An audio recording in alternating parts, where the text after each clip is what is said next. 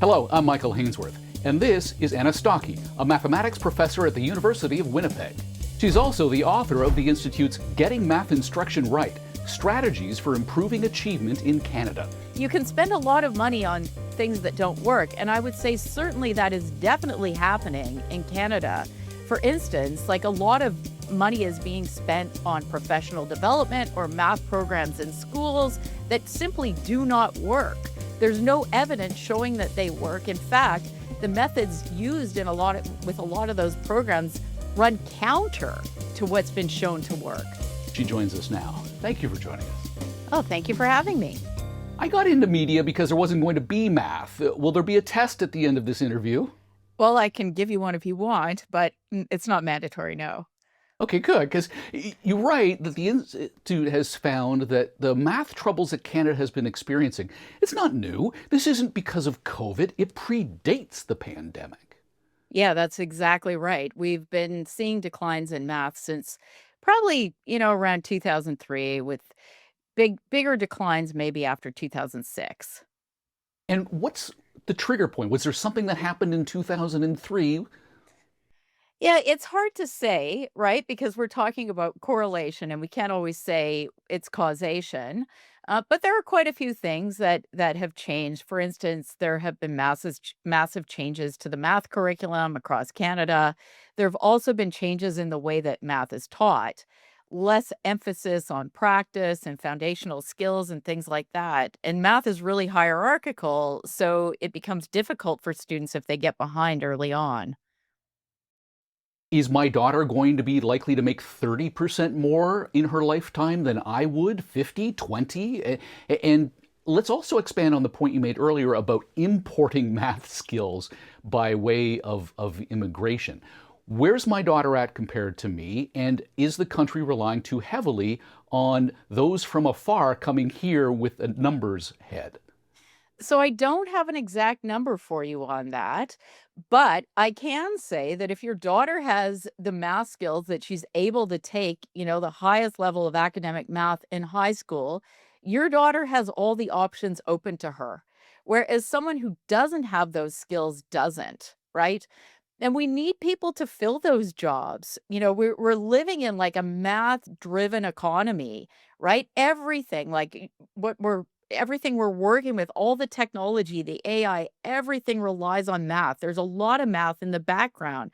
We have to get people to work in those jobs, and we're going to have to get them from somewhere, right? So ideally, we want to make sure that we have a well-educated workforce is able to work in those positions and have the math skills to do it.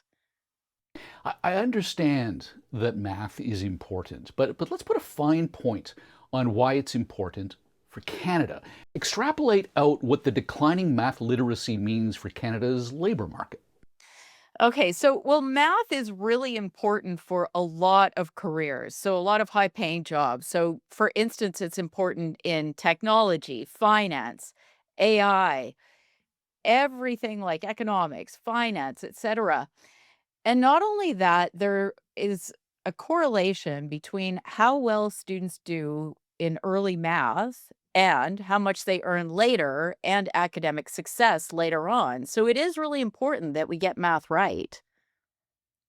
Quantify that for me, though. For someone such as me who went, okay, as soon as I can drop this subject, I will, versus someone like my daughter who has clearly got a proficiency in it that her father never had.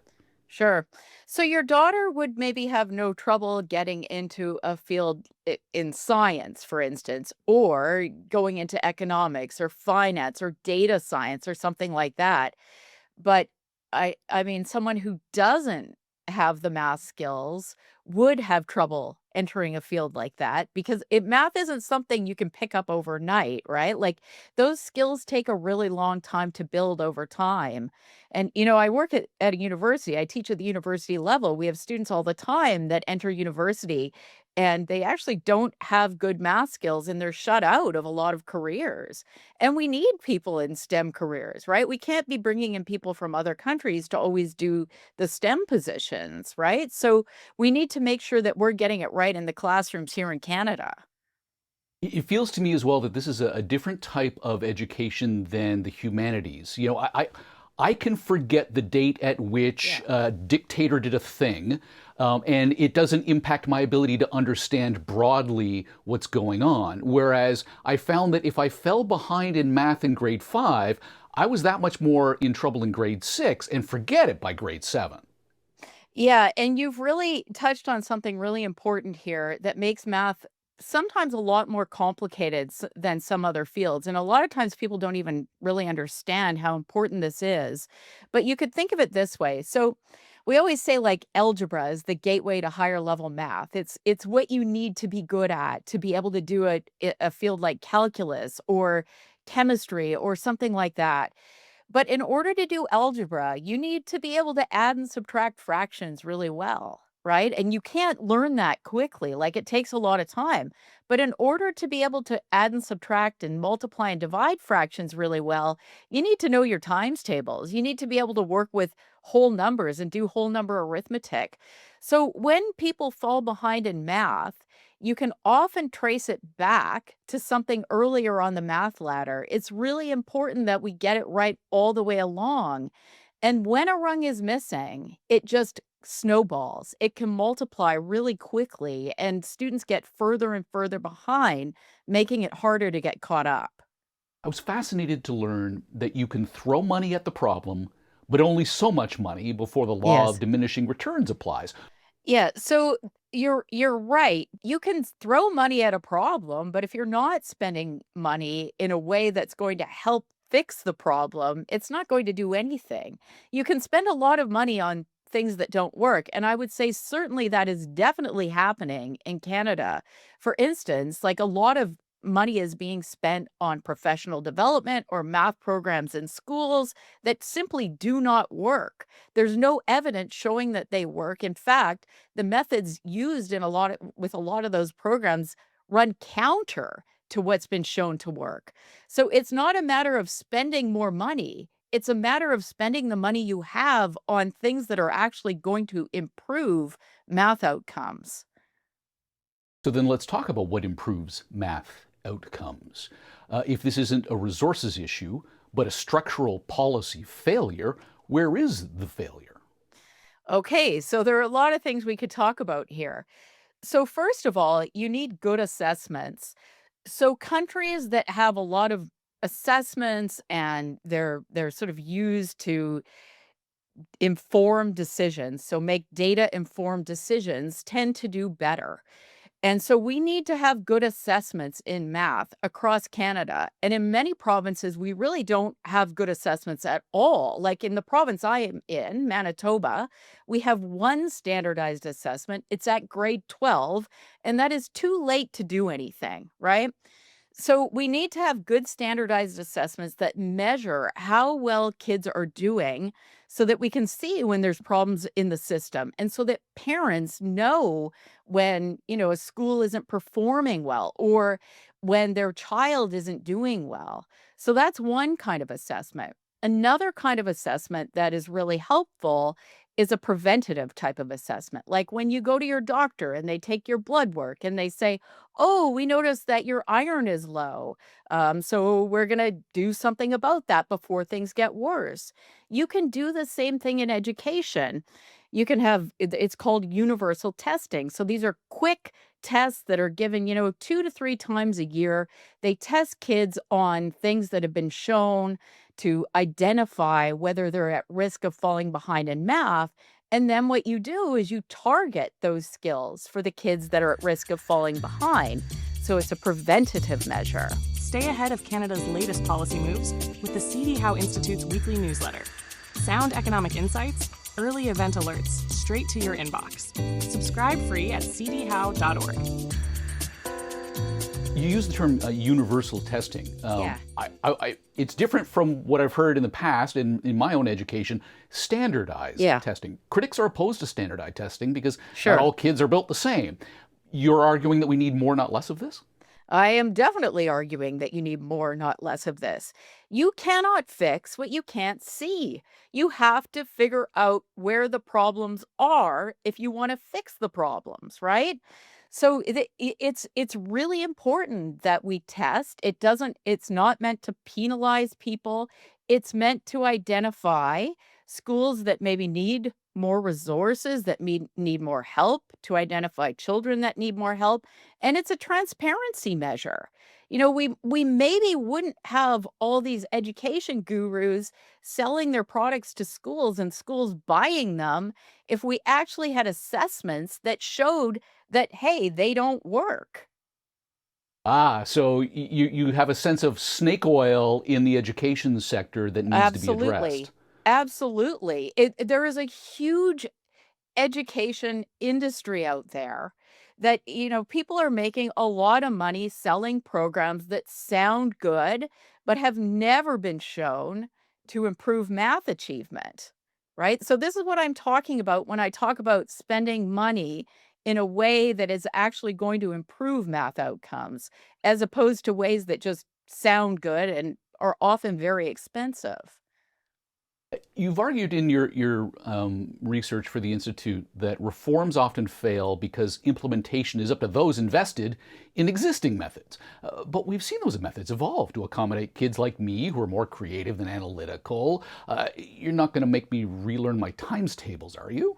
You have to know your times tables. If you have any chance of doing math later, you need to know your times tables automatically. That is a non-negotiable, okay? So and it's easy to explain why. So, if your working memory can only hold so much information at a time, maybe like 4 to 7 items, like a phone number, right? And if you didn't repeat that phone number over and over, you would forget it. And the same thing is true in math. So, if you are working on a problem that involves times tables, say it's like finding a common denominator when you're adding fractions, and you don't know automatically that 6 times 8 is 48, and you're using a bunch of inefficient methods to get there, that is going to cause you problems, right? So times tables are a non-negotiable. In fact, that's one of the things I recommended in my report is that we implement a mandatory times table test at grade 4 to make sure that there's focus on this because that is often the sticking point for kids where later they're in grade 8 and they don't know their times tables. England recently implemented this, a grade 4 times tables test, and they've seen quite a lot of improvements in math. I'm breaking out in a cold sweat. It's not that bad. You know what? If you use effective methods with kids, they can learn their times tables in around 2 weeks. The problem is that often people aren't using effective methods or they don't know what they are. So, what constitutes an effective method? Not that it isn't too late for my, university-aged daughter now, but me north of 50. Flashcards. Flashcards are a very effective method if they're done in sort of a systematic way. So you want to take maybe 4 to 7 flashcards at a time that a kid doesn't know. If they don't know those math facts, you test them. If you don't know them automatically, you work on about 4 to 7 for 3 days until they know them. Right? You just keep the set size small, so it's doable, and then over time they get them. As a former kid myself, who didn't learn his times tables the way he ought to have, what would have been really valuable to me, now as I'm an adult, is to have been told as a child that maybe you aren't going to need this algebra, but the process of learning mathematics, arithmetic, helps you wire up your brain to deal with problem solving that may or may not have anything to do with your times tables and will help you in other areas of life. Yeah, I do think that this sort of thing is something we can also improve. Just talking to kids and getting them excited about math. So this is another issue: is that sometimes we have teachers in the classroom that maybe don't know how important math is or why it's important to learn math. Maybe they don't like math themselves, and so that's something we also need to address because we need to make it fun for kids. That doesn't mean it has to be projects and applied problems. Like math is really like solving puzzles, right? It can be a lot of fun if the person teaching it to you also enjoys it and they use effective methods for teaching. So then why isn't the discovery method an effective method where, okay, kid, you don't know the answer, but let's put three of you up on the blackboard, and between the three of you, you'll figure it out?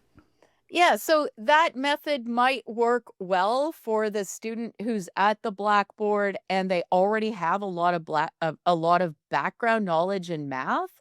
But for the kid who doesn't have the background knowledge to solve the problem, that's a very intimidating place to be. And the way that math problem solving works, you have to build it up, right? So basically, we all go through these stages when we're learning something, including math. You first of all have to learn how to do something, and then you get faster at it. And then you get to do problem solving. You get to be at a point where you can do problem solving. Like you would never throw a kid into a hockey game if they could barely stand up on their skates, right? It's the same thing with math. You don't put kids in problem-solving situations if they don't have the skills to solve the problems. You need to make sure they have the knowledge and skills in order to solve those problems before making them solve the problems. Is this an education issue or an economic issue when we're talking about Canada's future competitiveness? I would really say, it's both. So it's really important that children get a good education in math, A, for them and their future, and B, for the economy, because we need a well-educated population, particularly in math, because it's so important for our economy right now. You Is said that A okay? plus B, and I I was don't like know. worried you were going to ask me to tell you No, what no, no, C no. was. No, there will be no C. There'll be no C. There'll be And there'll be no tests, I promise. Thank you so much for your time and your insight. Oh, thank you so much for having me. It's been a pleasure.